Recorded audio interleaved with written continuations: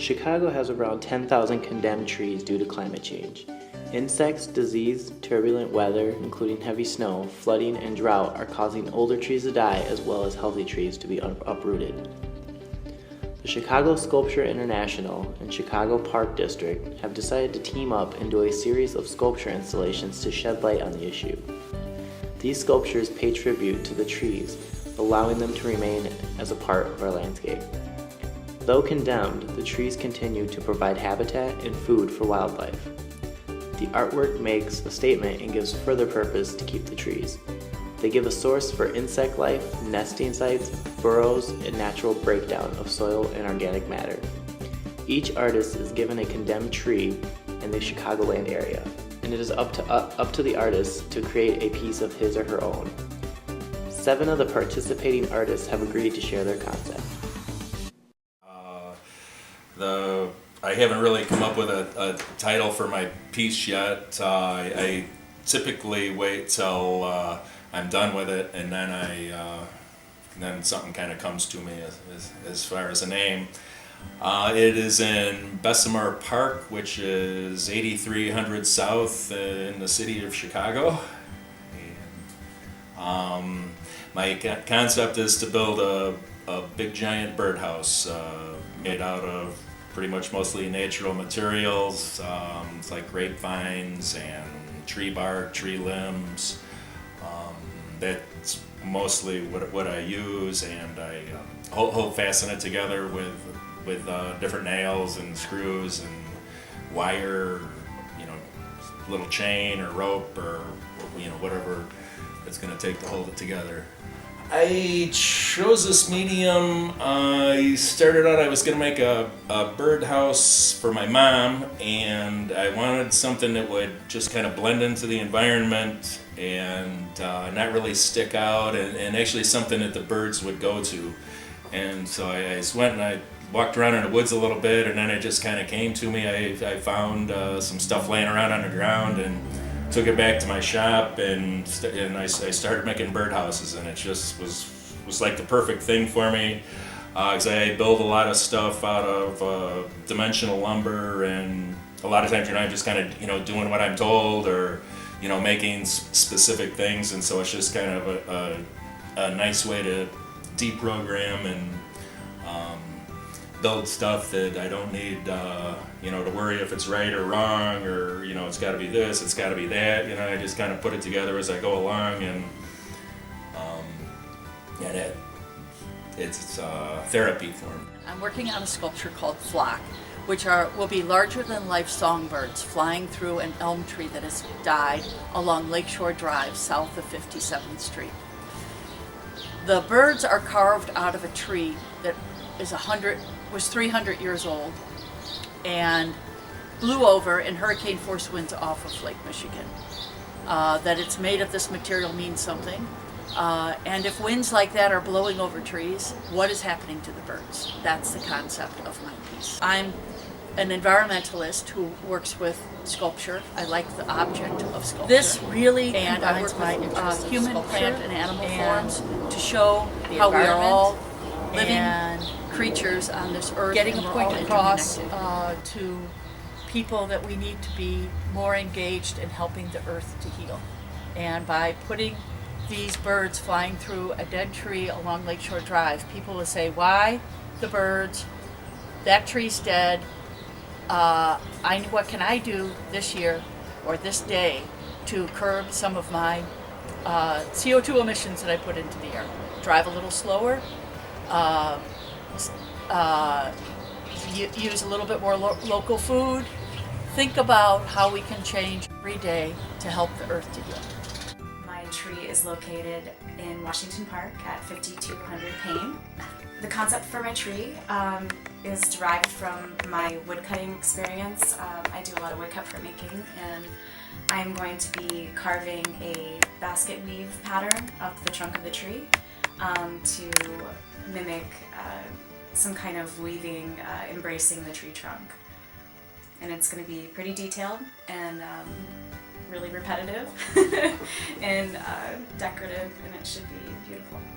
You know, having an open call, open proposal, I was like, how am I going to translate my own practice, my own personal preferences for what I like to do into this?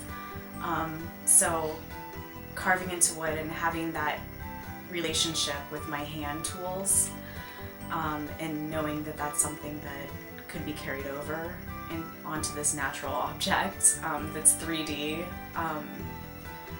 was just a given for me to want to do something like that. I would love to, after I carve it, ink it up and make it that platform and maybe print from the tree as a second entity. So just thinking about how I'm gonna go about putting the drawing on the tree, what's the best way to do that. It's just like a lot of configuration and thinking about how I'm gonna translate my practices that I'm so used to onto this format. But it's so exciting because I feel like once I do it, it's going to happen a lot more, and I'm going to want to do a lot more 3D work and sculptural work.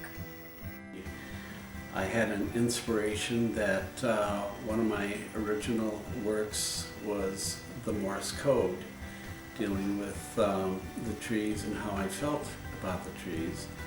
And we thought it was a good idea to incorporate some of Indira's designs as well as my designs on this ash tree that, as I mentioned before, the one we chose was very totem-like, and it reminded me of, say, the West Coast Indians, the way they made their totems. And the theme is not that it's everlasting, nor with totem poles. When they fell down, they fell down.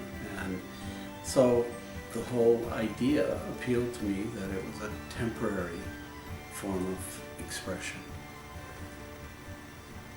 I think the part that I added on, so both of us are collaborating on this design, and the SOS, that notion of help, is something that is what we see around us when we look at the trees. But I added the arms that encircle the trees, and so it's sort of like us trying to help preserve some of this environment that is so necessary for all of us.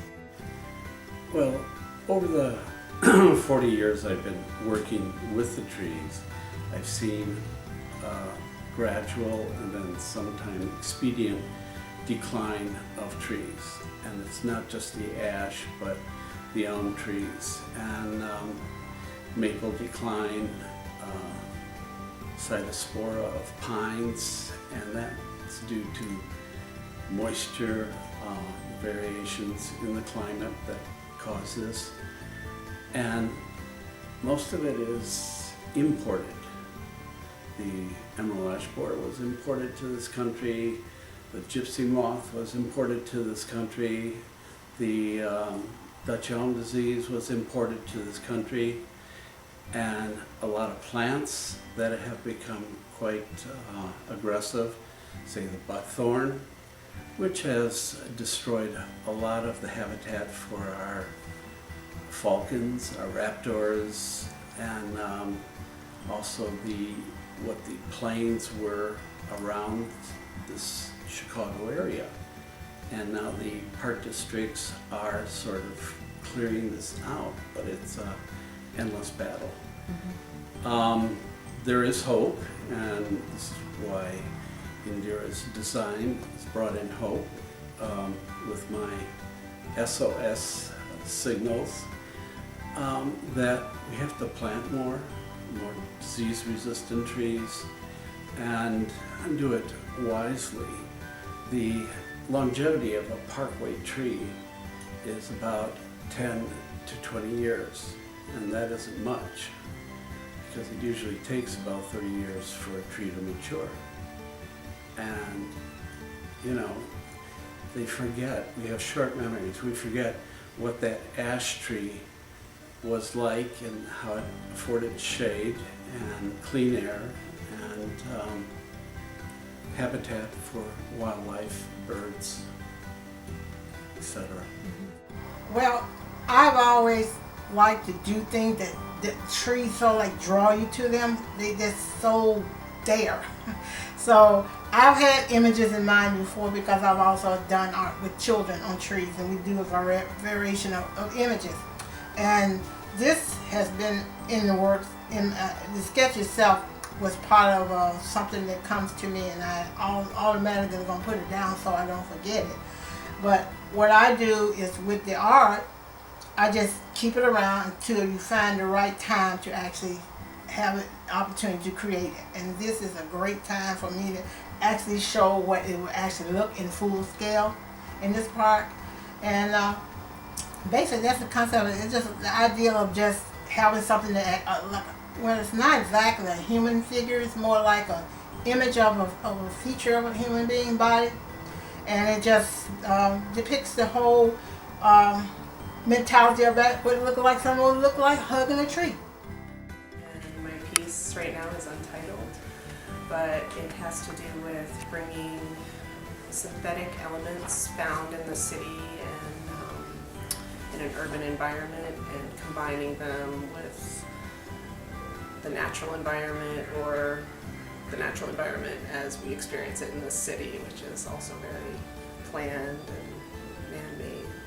For this project, I'm going to be working with a lot of synthetic materials like hoses, rope, some found objects, fabrics, outdoor fabrics. And I choose materials usually based on tactility, and I like to have a variety of surfaces right next to each other.